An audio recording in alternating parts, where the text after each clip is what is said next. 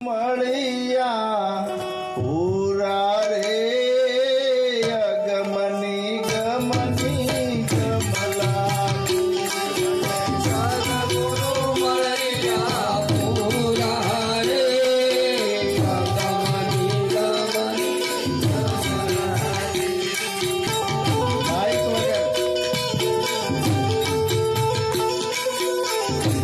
તાલમાં તાળી પાડો તાલમાં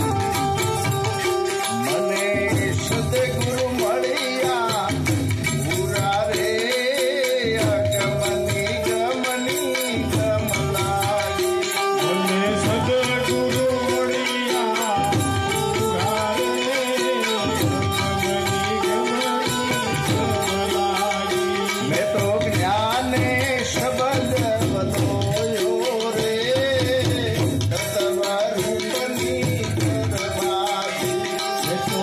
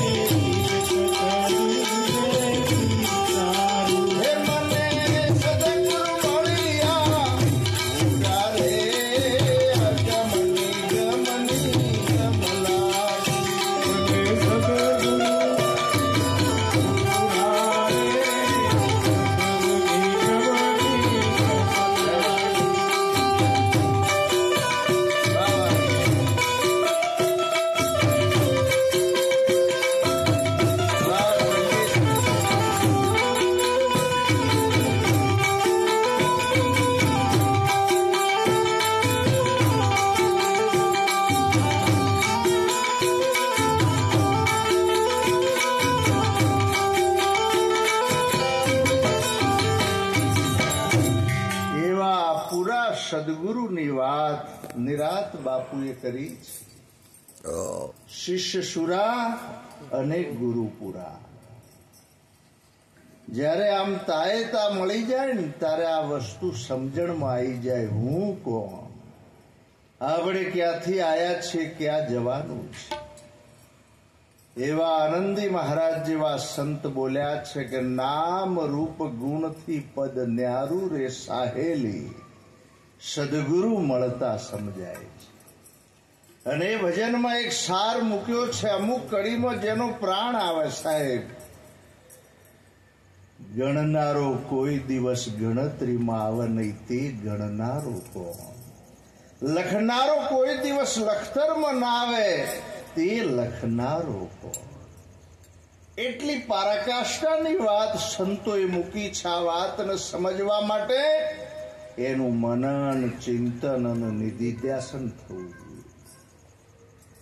જેમ બિહારામ મહારાજે એક વાત કરી હતી સાહેબ કે આજે સંતોની એની પારખ કરવી ને એ બહુ કઠિન વાત છે. ઘણી વાર આપણે ઉપરથી આમ કદાચ જોતા હોય પણ સંતની ભીતરતા ખૂબ અલગ છે.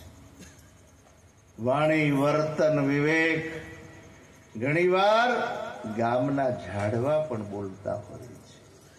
હાલ પીંપળીમાં સવારામ મહારાજનું નામ ગાજી રહ્યું છે સાહેબ. વીરપુરમાં જલારામ બાપા. હાલ આપણે કહીએ જુનાગઢ કોનું કોનું નરસિંહ મહેતા. એટલે કોઈ કરોડપતિ અજબોપતિનું નામ આવ્યું. જુનાગઢ કોનું નરસિંહ મહેતા.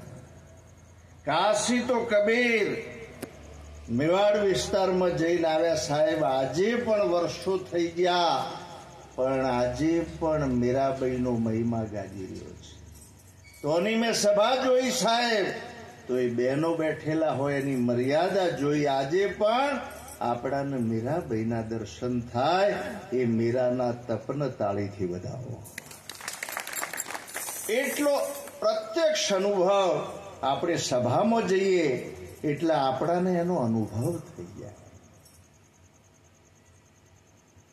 મીરાબાઈએ પણ જે ખરેખર પોતે રોહિદાસ જેવા સંતનું સાનિધ્ય લીધું અને જયારે સદગુરુ મળ્યા ત્યારે મીરાબાઈ જાહેરમાં બોલી કે આજ સુધી હું ફોટા મારેલા કૃષ્ણને ભજતી હતી પણ આ કૃષ્ણ કંઈક જુદા છે, એમનું વિરાટ સ્વરૂપ છે. અને સદગુરુ મળ્યા પછી જ્યારે મીરાબાઈ બોલ્યા છે કે હું તો એવા વરન શું જે આજ જીવનકાળ મરી જાય, મારો તો એવા વરન વરુ છે, મારો ચૂડલો અમર. એવા અમર વરની વાત જ્યારે સદગુરુના સાનિધ્યમાં શબ્દ અને સુરતાના લગ્ન થયા. હમણાં રમીલાબેને જે ભજન ગાયું દયાળદાસ મહારાજનું, એ શબ્દ સુરતાના લગ્નની વાત હતી. અને એમાં એ અમરવરની વાત, ઊંચા કુળનો અમરવર શોધજો. અને એ મનની પુત્રી સુરતાના લગ્નની વાત દયાળદાસ મહારાજે કરી છે. સાહેબ, જે વાત એ સુરદાસ જેવા વ્યક્તિએ પણ નિરાત બાપુના સાનિધ્યમાં આમ જ્યારે મહાન વસ્તુનો અનુભવ કર્યો. એક સુરદાસની વાત મને યાદ આવી છે કે જ્યારે રાજાના દરબારમાં જ્યારે સભામાં સુરદાસજી બેઠેલા છે ને ઝવેરી આવે છે, અને ઝવેરી જ્યારે આવીને બે હીરા જ્યારે આમ એમના આગળ ટેબલ ઉપર મૂકીને કહ્યું કે આ બે હીરા એક સરખા છે, એમાં એક સાચો છે, એક ખોટો છે. તમારા ઝવેરી આ સભામાંથી કોઈ પારખ કરી દે તો મારે 1.25 લાખ રૂપિયા આપવાના.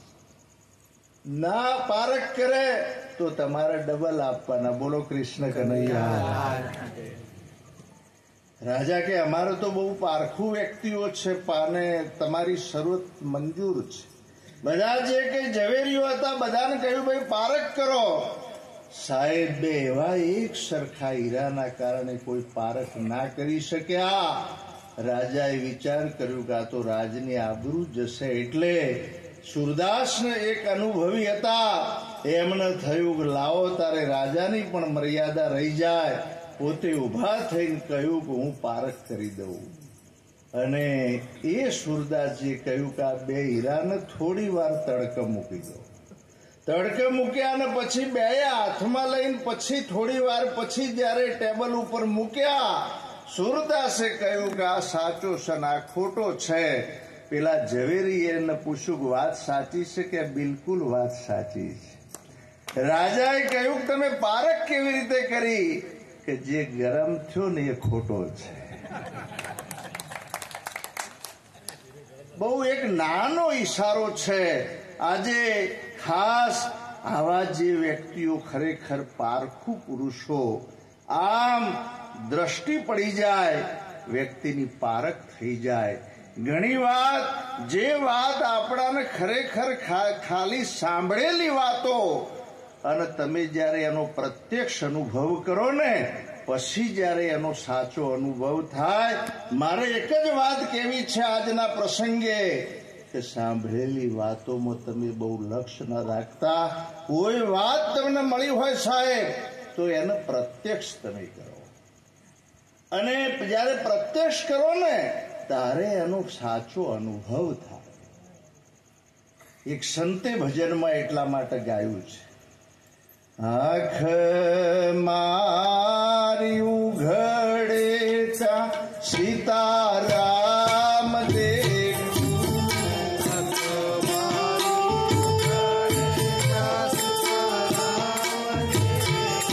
બધાએ ભાવથી બોલવાનું. જેને જીભ આપી હોય, મોઢું આપ્યું હોય, ભાવથી વ્યંજનની સાથે બોલો.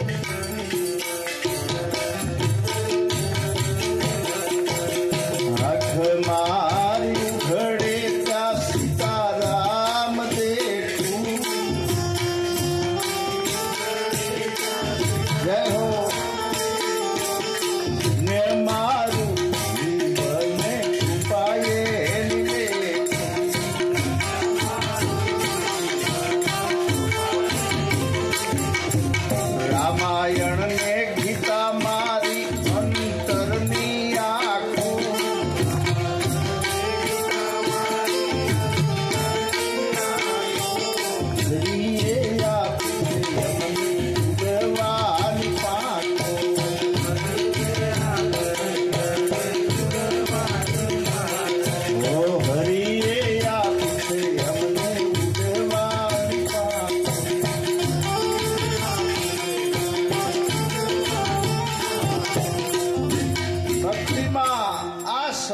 સદગુરુના વચનનો એક મહિમા છે. જ્યારે અંગદ જ્યારે દૂત તરીકે જ્યારે રાવણની સભામાં જાય છે ત્યારે એ વખતે આમ બધી વાતને સમજાઈ છતાં રાવણ માન્યા નહીં. ત્યારે એને જ્યારે રાવણની સભામાં જ્યારે પગ મૂકી દીધો અને કહ્યું કે તમારા બધા સેનાપતિ જો મારો પગ હલાવી દે ને તો મારે સીતાને આપીને જવું છે, રામને પણ પૂછવું નથી. સાહેબ, એમના સદગુરુ ઉપરનો વિશ્વાસ તમે જુઓ. અને પગ મૂક્યો, બધા સેનાપતિ પગને હલાઈ નતા શક્યા. એ દિવસે રાવણની હાર થઈ ગઈ હતી. રાવણ ઉભા થયા અને આમ એમનો પગ પકડવા ગયા ને એટલે પગ લઈ લીધો કે મારા ચરણે નહીં, રામના ચરણે પડી જાઓ.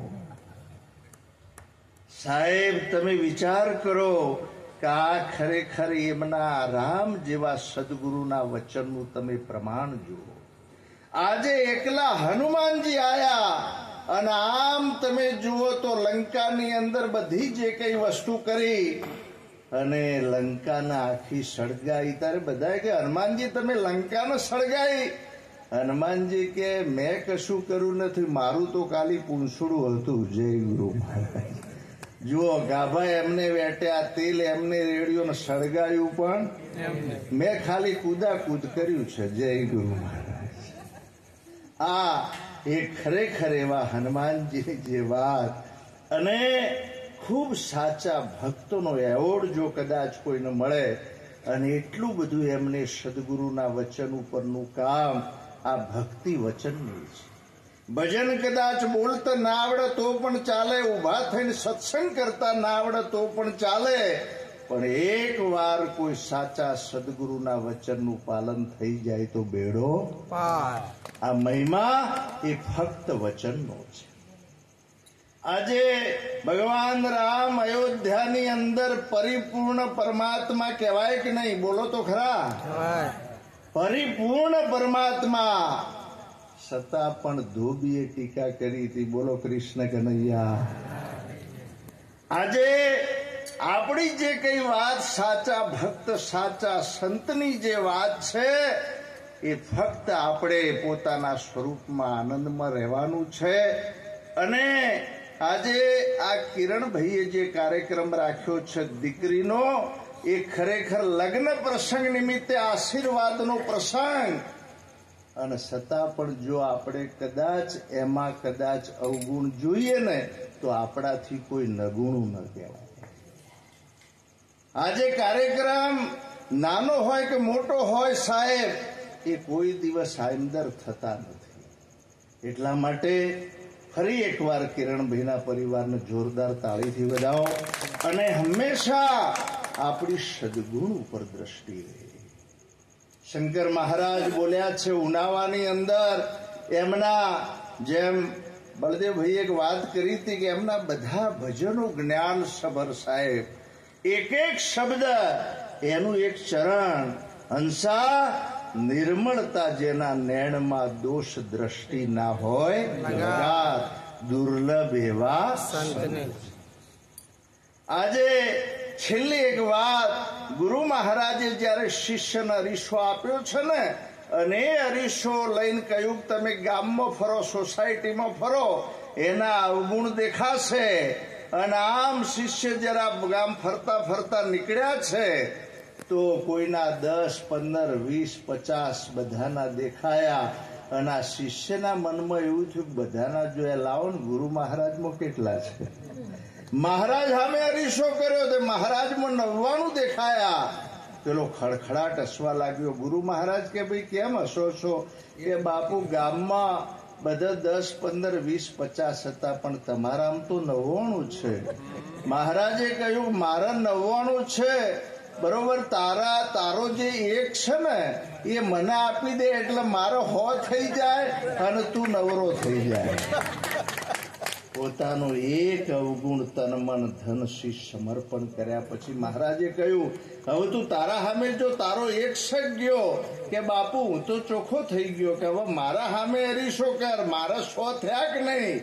બાપુ સામે અરીસો કરે કે બાપુ તમારામાં એકે નથી, કે તારો એક હતો ને એ બધો નળતો હતો.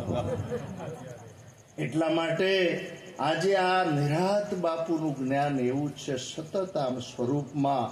અને ગુરુ મહારાજે પણ જેમ એક ભજનમાં એવું ગાયું છે કે તું માયાનું વિભાજન કર, શેષ વધ્યો તે ઈશ્વર.